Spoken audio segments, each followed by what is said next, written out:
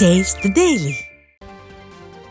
திருவண்ணாமலை மாவட்டம் ஆரணியில் சக மாணவனை 10ஆம் வகுப்பு மாணவன் கத்தியால் குத்திய சம்பவம் அதிர்ச்சியை ஏற்படுத்தியுள்ளது. ஆரணி டவுன் கோட்டை மைதானம் அருகே உள்ள அரசு உதவி பெறும் சுப்பிரமணிய சாஸ்திரியார் மேல்நிலைப் பள்ளியில் 10ஆம் வகுப்பு பயின்று வரும் இரு மாணவர்களுக்கிடையே முன்விரோதம் இருந்து வந்ததாக கூறப்படுகிறது.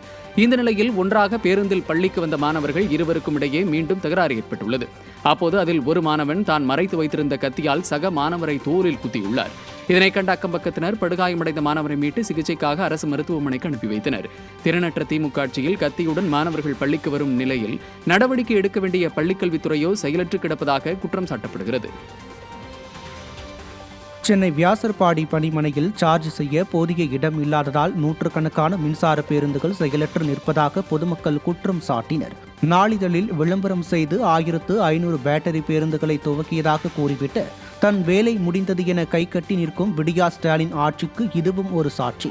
நகரின் பல இடங்களில் உள்ள பணிமனைகளில் போதிய அடிப்படை வசதிகள் இல்லாமலும் புதிய பேட்டரி பேருந்துகளுக்கு சார்ஜ் போடக்கூடிய மையங்கள் இல்லாததால் 1500 பேருந்துகளை நிறுத்தி வைத்து வீணடிக்கும் விடியா ஸ்டாலின் அரசுக்கு மக்கள் மீது துளியும் அக்கறை இல்லை என பொதுமக்கள் தங்கள் ஆதகத்தை கொட்டி தீர்த்தனர்.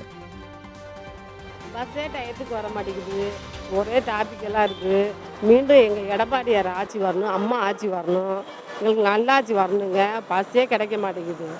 ஆட்சி மாறினது விலைவாசியும் கூடி போயிடுச்சு. புது பஸ்ஸெல்லாம் வாங்கினாங்க, இப்போ பஸ்ஸே வர மாட்டேங்குது, டயத்துக்கு வர மாட்டேங்குது. ரொம்ப நேரம் காத்துக்கிட்டு இருக்கிற வேண்டியதாக இருக்குது. எங்களுக்கு டயத்துக்கு பஸ்ஸை விட சொல்லுங்கள்.